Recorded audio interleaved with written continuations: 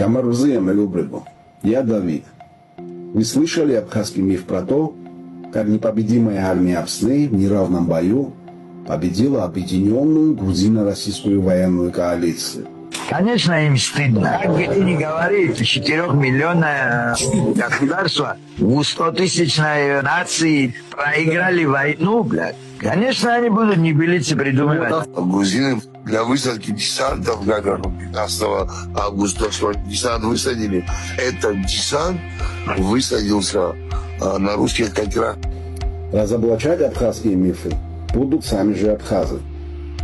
Так называемые чиновники правительства сепаратистов, современники тех событий. Российская воинская часть, вот этого уже не боясь, не скрывая, начала нам помогать. 600 лет тому назад в Кремле сидевший патриарх Алексий, когда был еще живой, только началась война. Это август месяц, да, вылетел на Москву, и сидевший патриарх говорит: Отец Виссарион, Абхазия будет защищена. Сергей это рассказывал, Владислав рассказывал это. Буквально через 3 дня он вызывает меня опять туда же, в этот Кремль, и там пал Сергей Дергачев, министр обороны тогда.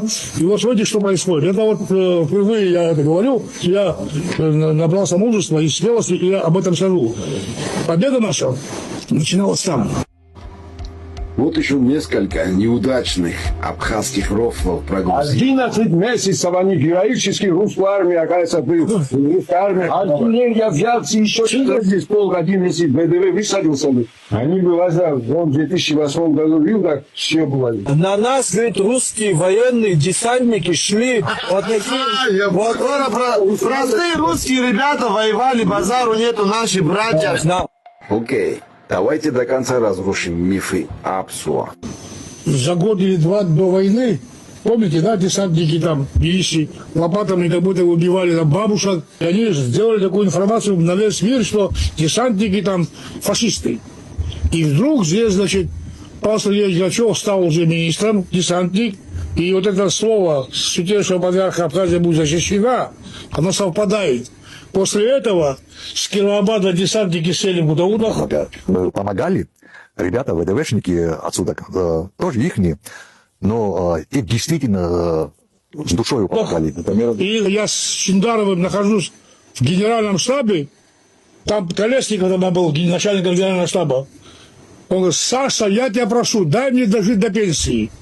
Они рисковали. И Ельцин говорил нет, но они сумели убедить Ельцина, что десантники будут защищать Абхазию. 2 генерала, генерал Сорокин и генерал Чандаров, они все старались делать.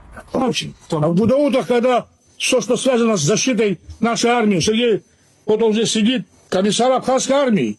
Я с ним ходил по этим окопам, я ходил и везде, где что это было. К чему рассказывать?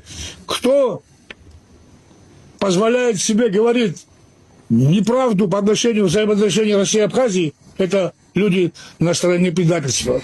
Но с учетом того, что они к нам начали нас подогревать там этими боеприпасами, там несколько установок «Град» дали, там артиллерию нам дали, около 15 единиц передали БМПшки. И начали готовиться к этому мартовскому наступлению. План операции разрабатывали они. Султанов, начальник штаба ихний, сидел с нашими людьми и разрабатывал этот план операции. До самого наступления этого мартовского, значит, они разложили по всему периметру линии фронта 500-ки бомбы.